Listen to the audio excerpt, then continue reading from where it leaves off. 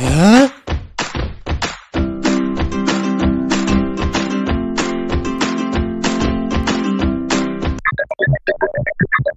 Huh? False arrest is a common law tort, where a plaintiff alleges he or she was held in custody without probable cause, or without an order issued by a court of competent jurisdiction. Although it is possible to sue law enforcement officials for false arrest, the usual defendants in such cases are private security firms. After an arrest, if the charges are dropped, a person will sometimes file legal action or a complaint against the appropriate arresting agency.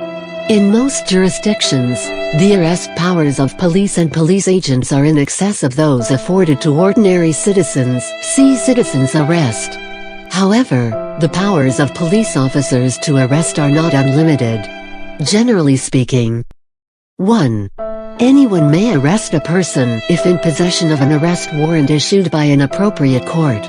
In the United States, this includes bounty hunters, agents of bail bondsmen, acting under the authority of a bench warrant to bring a criminal defendant who has skipped bail to court for trial. 2. A police officer, or a person authorized by a jurisdiction's Police Powers Act, may arrest anyone whom the officer has probable cause to believe has committed any criminal offense.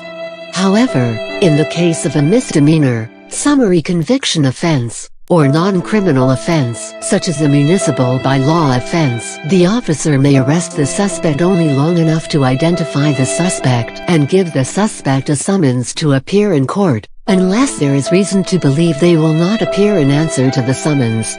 3. Any person may arrest someone suspected of committing a felony or indictable offense, as long as the arresting person believes the suspect is attempting to flee the scene of the felony.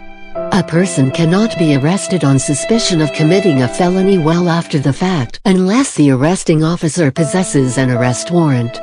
Most cases of false arrest involve accusations of shoplifting, and are brought against security guards and retail stores. A guard cannot arrest someone merely on the suspicion that person is going to commit a theft. In most jurisdictions, there must be some proof that a criminal act has actually been committed. For example, a guard does not have reasonable and probable cause if a shopper has not yet paid for merchandise they are carrying in the belief that the person intends to leave without making payment. Instead, there must be an actual act committed. The person must make an actual attempt to leave the store without paying for the merchandise. Note though that some states have enacted merchandise concealment laws as a way around this limitation. Under these laws, it is a criminal offense to merely conceal merchandise that has not been paid for, giving stores grounds to make an arrest even if the person has made no attempt to leave the store with the merchandise. In the United States and other jurisdictions, police officers and other government officials are liable for clear deprivation of rights, but are partially shielded from false arrest lawsuits through the doctrine of qualified immunity, when such a violation qualifies as not obvious, by a U.S. Supreme Court test. This doctrine can protect officials from liability when engaged in legal gray areas including qualifying discretionary actions in the arrests of suspects. However, the officer's actions must still not violate clearly established law, or this protection is void. This includes executing an arrest warrant against the wrong person.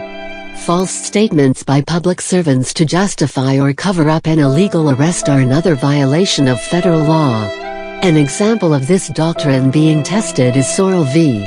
McGuigan, 4th Circle 2002. A police officer, McGuigan, detained a man shopping at a mall, Sorrell, based on a description of a suspect who had committed a theft at a store nearby, and proceeded to do a simple search for weapons.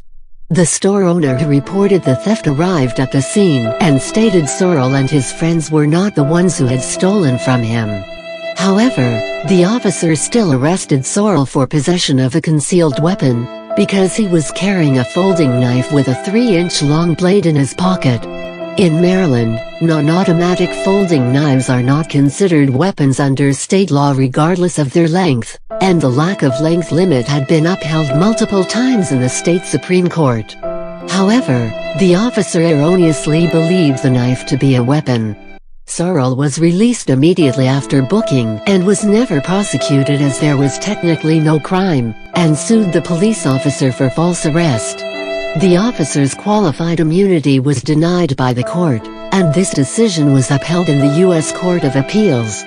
Bounty hunters have been subject to suits for false arrest after attempting to execute bench warrants outside of the United States, where they have no extra powers beyond those of ordinary citizens, and only police officers may execute warrants.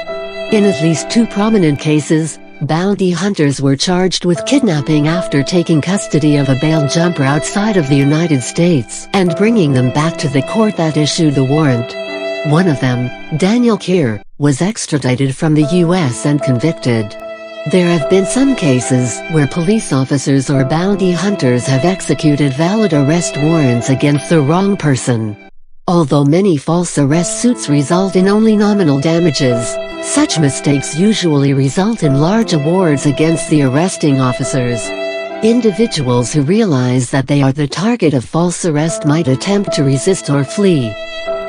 A few jurisdictions, that is, 14 U.S. states, as of 2012, recognize the target's right of self-defense so as to resist unlawful arrest.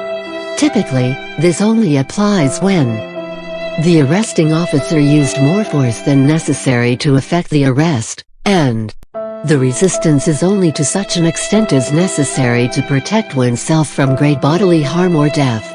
In such jurisdictions, and under the narrowly defined circumstances described above, resisting unlawful arrest may be used as a justification for such resistance where it would otherwise be a crime, that is resisting arrest, flight to avoid prosecution, assault, etc. There are rare cases in which a murder charge had been reduced to manslaughter for this reason.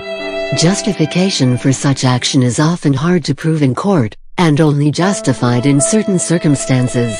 Simple mistake of fact situations would generally not warrant attempting to elude law enforcement. However, there are some that would, such as the person making the arrest never identifying themselves, causing the defendant to believe they are the target of kidnapping or robbery. The reasonable belief that the person making the arrest is an impersonator with the intent of victimizing the defendant.